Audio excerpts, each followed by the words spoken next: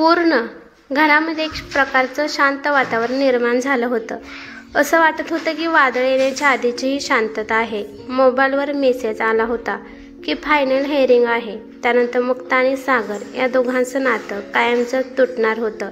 मनात नसताना पण मुक्ताचं मन सागरच्या कडेनेच घुमत होतं। गेल्या वेळेस जज साहेब तिला म्हणाले होते की लग्न काही बाहुल्यांचा खेळ नाही, जेव्हा मनात आलं तर खेळला आणि जेव्हा मनात आलं तेव्हा तोडला। तुम्ही दोघे नवरा बायको आहात, एकदा तुमच्या नात्याला चान्स देण्याचा प्रयत्न करा, एकमेकांना माफ करा। 3 महिन्याचा अवधी त्या दोघांना जज साहेबांनी दिला होता, पण या 3 महिन्यात दोघांनी पण काहीच प्रयत्न केले नाही। दोघांना पण त्यांचा अहंकार त्यांना प्रिय होता। मुक्ता एका हॉस्पिटलमध्ये नर्सचं काम करत होती, सागर पण चांगल्या कंपनीमध्ये काम करत होता। परंतु आज कोर्टमध्ये जाण्याच्या आधी त्यांच्या मनात वेगळेच भाव निर्माण झाले होते। ती विचार करते की माहीत नाही सागर मला काय म्हणेल, त्याचं काय मत असेल। आता सागरशिवायच तिला पूर्ण आयुष्य काढायचे होते। हातपाय तोंड धुतल्यानंतर मुक्ता आरशासमोर येऊन उभी राहिली। तिने आरशामध्ये पाहिले तर तिचे केस पूर्णपणे विस्कटून गेले होते। तिचं आयुष्य एवढं वेगळ्या वळणावर होतं की तिला केस व्यवस्थित करू पण वाटत नव्हते। नाश्त्याचा टाइम झाला होता। तिचे वडील शामराव तिला आवाज देत होते। वडिलांचा आवाज ऐकून मुक्ता लगेचच हॉलमध्ये आली। हॉलमध्ये पण सगळे बसले होते, तिथे पण खूप शांतता होती। मुक्ताला पाहिल्यावर तिचे वडील हलकेसे हसले आणि म्हणाले, ये बाळा, तू पण आमच्यासोबत नाश्ता कर। हा म्हणून शांतपणाने मुक्ता नाश्ता करायला बसली।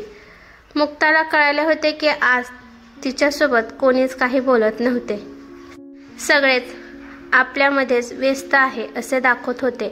मुक्ताचा मोठा भाऊ अर्जुन आणि वहिनी सायली दोघे पण नोकरी करत होते। सायली किचनमध्ये तिच्या आईची मदत करत होती। तोपर्यंत तिथे मुक्ताचा भाऊ अर्जुन पण तिथे आला आणि त्याने सगळ्यांना गुड मॉर्निंग विश केले। मुक्ता तिचा नाश्ता घेऊन शांतपणाने खाली मान घालून बसली होती। आज मुक्ताला चहा पिऊ वाटत नव्हता आणि नाश्ता पण करू वाटत नव्हता। त्यानंतर मुक्ताच्या समोर येऊन तिची वहिनी सायली पण बसली आणि तोंडावर कुटील हास्य घेऊन ती म्हणाली की मुक्ता, आज तर कोर्टमध्ये तुझी फायनल हिअरिंग आहे ना? म्हणून मुक्ताने उत्तर दिले, मग मुक्ता, तुला मग आज सागरची आठवण येत आहे का? तुझा चेहरा तू आरशामध्ये पाहिला आहेस का? तू तुझे केस पण व्यवस्थित केले नाहीत ना, चेहऱ्यावर मेकअप केला आहेस, तुझी किती विचित्र हालत बनवली आहेस। सायलीच्या तोंडून निघालेले शब्द एका बाणाप्रमाणे जाऊन मुक्ताच्या हृदयावर वार करत होते। सायलीच्या बोलण्यावर मुक्ता काहीच बोलली नाही। वातावरण खूपच तणावग्रस्त झालं होतं। त्यामुळे शामराव हसत म्हणाले की हे बघा, आपल्या मंदारचं लग्न काही दिवसातच होणार आहे। आपण मंदारचं लग्न खूप मोठ्या पद्धतीने साजरा करू। यावर मंदार त्याच्या वडिलांना म्हणाला की नाही बाबा, मला साध्याच पद्धतीने लग्न करायचं आहे। मुक्ताने तिच्या लहान भावाला मंदारला विचारले की असं का तू एवढ्या साध्या पद्धतीने का लग्न करणार आहेस? मुक्ताचं बोलणं ऐकून मंदारने तिच्याकडे रागाने पाहिले। त्याची दृष्टी पाहून मुक्ताला समजलं की माझ्यामुळेच ह्याला साध्या पद्धतीने लग्न करायचं आहे। मंदारला त्याच्या सासरच्यांना, मित्रांना, जवळच्यांना हे सांगण्यासाठी लाज वाटत होती की त्याची बहीण आता घटस्फोट घेऊन घरी बसणार आहे। हे सगळं पाहून मुक्ताचं मन एकदम दुःखी झालं। ती स्वतःलाच प्रश्न विचारू लागली की हे माझं घर आहे ना? कारण सागरच्या घरून येताना म्हणाली होती की मी माझ्या घरी चालली आहे, पण आज तिच्या अहंकाराने तिला चांगलीच अद्दल घडवली होती। तोपर्यंत तिथे मुक्ताची आई पण येऊन तिच्यापाशी बसल्या। तोपर्यंत तिचा मोठा भाऊ अर्जुन म्हणाला की मी आता निघतो, मला खूप काम आहे। पण शामराव अर्जुनला म्हणाले की अरे, आज तर मुक्ताची घटस्फोटाची फायनल हिअरिंग आहे, तू तिच्यासोबत जाणार नाहीस का? अर्जुन म्हणाला, नाही, गेल्या 3 महिन्यापासून माझं कामाकडे जरा लक्ष कमी गेले आहे। आज पूर्ण स्टाफसोबत माझी मीटिंग आहे, मला जावे लागणार आहे। मुक्ताची काळजी फक्त तिच्या आई वडिलांनाच होती, बाकीच्यांना कोणालाच तिची काळजी नव्हती। अर्जुन मुक्ताला म्हणाला, मुक्ता, तुला जाता जाता मी कोर्टमध्ये सोडून जातो. असं कर, मी तयार झालो आहे, तू पण लवकर तयार होऊन ये. मुक्ता म्हणाली की ठीक आहे, फक्त मला कपडे बदलायचे आहेत आणि मग मी लगेच येते. सायली म्हणाली की अगं मुक्ता, तू अशीच कोर्टमध्ये जाणार आहेस का? तुला अजून तुझ्या नवऱ्याची आठवण येत आहे का? तुझा अवतार पाहून आम्ही काय समजायचं?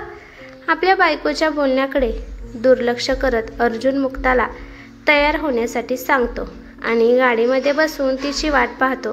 गेल्या 10 महिन्यापूर्वीच मुक्ता सागरचं घर सोडून आली होती. बाहेरून अर्जुनच्या गाडीचा हॉर्न तिच्या कानात वाजत होता. तिने लवकरच तिचा आवरला आणि बॅग आणि कागदपत्र घेऊन ती लगेचच बाहेर पडली. ती शांतपणाने येऊन गाडीमध्ये बसली. पूर्ण रस्त्यामध्ये अर्जुन तिला एक शब्द पण बोलला नाही. राहून राहून तिला तिचा भूतकाळ आठवत होता. सागर तिच्या वडिलांचा शामरावांच्या मित्राचा मुलगा होता. त्यामुळे लग्नाच्या आधी सागरचं घरी येणं जाणं होत होतं. लहानपणापासूनच ते दोघे मित्र होते आणि मित्रता कधी प्रेमात बदलले हे त्यांना समजलेच नाही.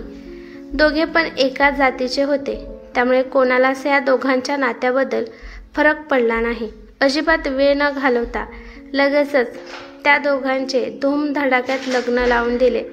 मुक्ताला तर सागरची साथ मिळाली म्हणून खूप खुश होती, कारण तिला तिचं प्रेम मिळालं होतं. शिवाय तिचं सासर पण तिच्या ओळखीचं होतं, त्यामुळे तिला जास्त काही त्रास झाला नाही.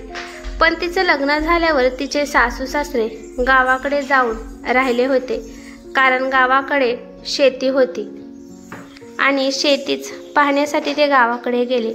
आता सागरची काळजी करण्यासाठी मुक्ता आहे म्हणून त्याचे आई वडील पण निश्चिंत गावाकडे गेले होते. मुक्ता आणि सागर दोघे पण चांगल्या कामाला होते, पण हळूहळू त्या दोघांमध्ये चिडचिड निर्माण होऊ लागली. आता सागर तिचा नवरा झाला होता.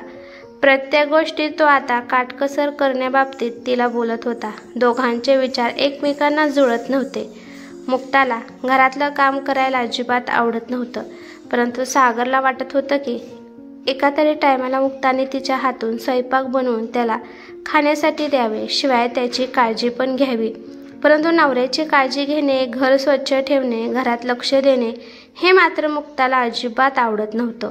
तो तिला खूप काही समजून सांगत होता, पण त्याचं सांगणं म्हणजे मुक्ताला वाटत होतं की तो तिच्यावर जास्त डिपेंड आहे.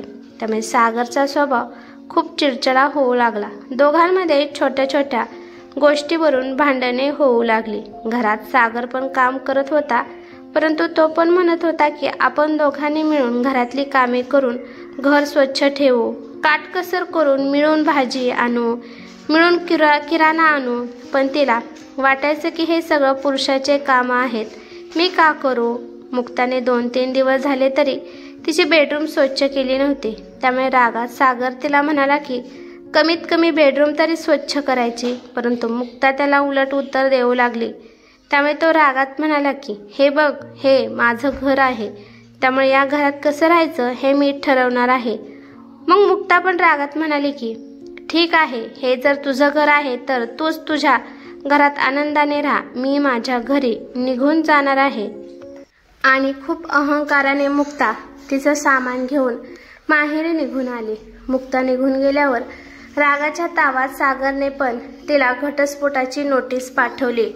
दोघांच्या परिवारातील वडीलधाऱ्या माणसांनी त्या दोघांना समजून सांगितले होते, पण दोघे पण नातं टिकवण्याचा प्रयत्न करत नव्हते.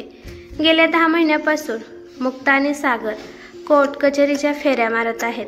दोघांच्या वकिलांनी त्या दोघांची पण केस पाहिली, परंतु त्या दोघांमध्ये सिरियस असं काहीच नव्हतं.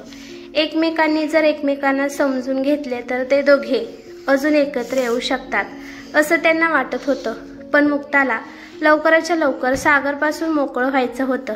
पण आजकालच्या दिवसातलं घरचं वातावरण पाहून तिला तिचं मन काहीतरी दुसरं सांगत होतं.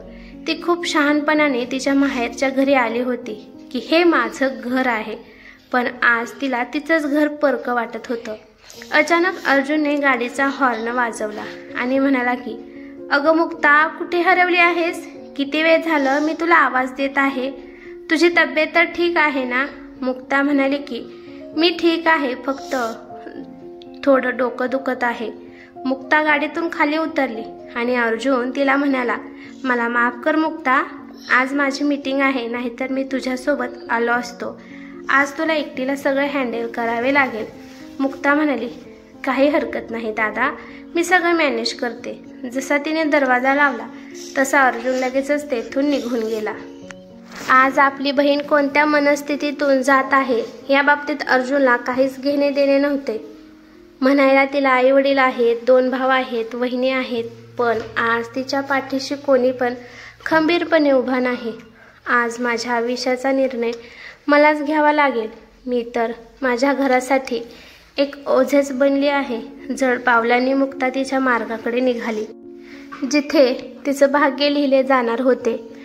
तिच्या वकिलांनी तिला एका खोलीत बसायला नेले. तिथे 5-6 खुर्च्या बसायला ठेवल्या होत्या. थोड्या वेळाने सागर पण त्याच्या वकिलासोबत तिथे पोहोचला. मुक्ताने जेव्हा सागरकडे पाहिले तेव्हा ती त्याला पाहतच राहिली. तो खूपच अशक्त झाला होता. त्याची दाढी वाढली होती, केस पण विस्कटलेले होते. तो कुठेतरी हरवला आहे असं तिला जाणवलं. त्याच्या डोळ्यामध्ये पाहून मुक्ताला समजलं की रात्रभर सागर रडत होता. सागरने जेव्हा मुक्ताकडे पाहिले तेव्हा मुक्ता त्याला खूपच अशक्त वाटत होती. तो अचानक तिला म्हणाला, काय झालं आहे मुक्ता, तू अशी नर्वस का आहेस? मुक्ता म्हणाली की कदाचित मला ताप आहे, त्यामुळे माझी अशी हालत झाली आहे. मग मुक्ता, तू काही औषध वगैरे घेतले आहे का नाही?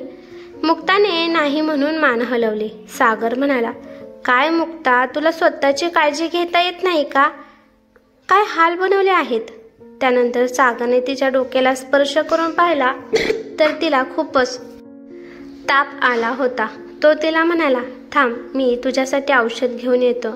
म्हणून तो लगेचच तेथून निघून गेला आणि जवळच्या मेडिकलमधून जाऊन त्याने तापाची गोळी आणि पाण्याची बॉटल घेऊन आला. मुक्ताला काही बोलण्याची संधीच त्याने दिली नाही. ही दर गोळी पटकन खाऊन घे. मुक्ताने लगेचच गोळी खाऊन घेतली आणि पाणी पिली. आज पहिल्यांदाच मुक्ताला असं वाटत होतं की ती कडू गोळी न खाता गोड गोळी खात आहे. थोड्या वेळानंतर जज साहेब पण येऊन त्यांच्या खुर्चीवर बसले आणि आपल्या चष्म्यातून त्या दोघांना घुरून पाहत विचारले की, मग सांगा, तुम्ही दोघांनी काय निर्णय घेतला आहे? जज साहेबांचं बोलणं ऐकून दोघे पण शांत बसले. त्यांना शांत बसलेलं पाहून जज साहेब ओरडले आणि म्हणाले की, तुम्ही एका चांगल्या पदावर नोकरी करता, शिकलेले आहात, तरी पण तुम्ही बेजबाबदार कपल्स आहात. तुमच्यापेक्षा तर हुशार रस्त्यावर राहणारे जोडपे, शेतात काम करणारे जोडपे हुशार आहेत. कष्ट करून ते एकत्र राहत आहेत. त्या गरिबांना नवऱ्या बायकोंचं नातं काय आहे हे समजतं. जेवढे दिवस सोबत राहाल तेवढे दिवस त्यांचं नातं घट्ट होत जाते आणि ते आपल्या आयुष्यात एकदम आनंदी असतात. आणि तुम्ही दोघे असे आहात की तुम्हाला तुमचा निर्णय सुद्धा घेण्यासाठी विचार करावा लागतो. तुमच्या दोघांच्या येणाऱ्या भविष्यासाठी मी तुम्हाला 3 महिने दिले होते, तरी पण तुम्हा दोघांनाही समजले नाही का की तुम्ही दोघे एकमेकांचे सुखादुःखाचे साथीदार आहात? कसे नवरा बायको आहात तुम्ही. कोणी पण झुकण्यासाठी तयार नाही. नाही जज साहेब, मी झुकण्यासाठी तयार आहे. मी माझ्या नवऱ्याला सागरला माफी मागायला तयार आहे. माझ्याकडून चुकी झाली. आता सागर जो काही म्हणेल ते मी करायला तयार आहे. हे बोलताना मुक्ताचे डोळे भरून आले. जज साहेब म्हणाले, खूप छान, ही तर खरी स्मार्ट बायको असते. आणि असं म्हणून जज साहेब हसू लागले. तोपर्यंत सागर पण म्हणाला, मी पण मुक्ताची माफी मागण्यासाठी तयार आहे. मी पण तिच्याशिवाय जगू शकत नाही. हे सगळं बोलताना सागरचा आवाज जड झाला होता. मी पण तुम्हा दोघांना हेच सांगत आहे की तुमच्या नात्याला चान्स देण्याचा प्रयत्न करा. तुमच्या दोघांमध्ये सिरियस असं काहीच घडलं नाही. एकदम बरोबर. असं म्हणून दोन्ही पण वकील एकमेकांच्या गळ्यात पडून एकमेकांना अभिनंदन देऊ लागले. आमच्यापाशी खूप केस आले, परंतु या केसमध्ये आम्हाला हरायचे होते. आम्हाला मन तोडणं मंजूर नव्हतं. खूप मुश्किलीने चांगला जीवनसाथी मिळतो आणि त्याला गमावणं हे काही योग्य नाही. मुक्ता म्हणाली की चूक तर माझ्याकडून झाली आहे.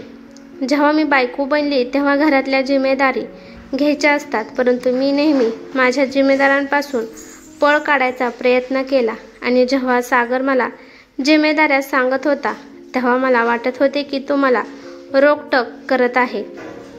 त्यानंतर सागर म्हणाला, मी मुक्ताकडून जास्त अपेक्षा ठेवू लागलो होतो, म्हणून माझ्याकडून मी तिला जास्तच बोलत गेलो.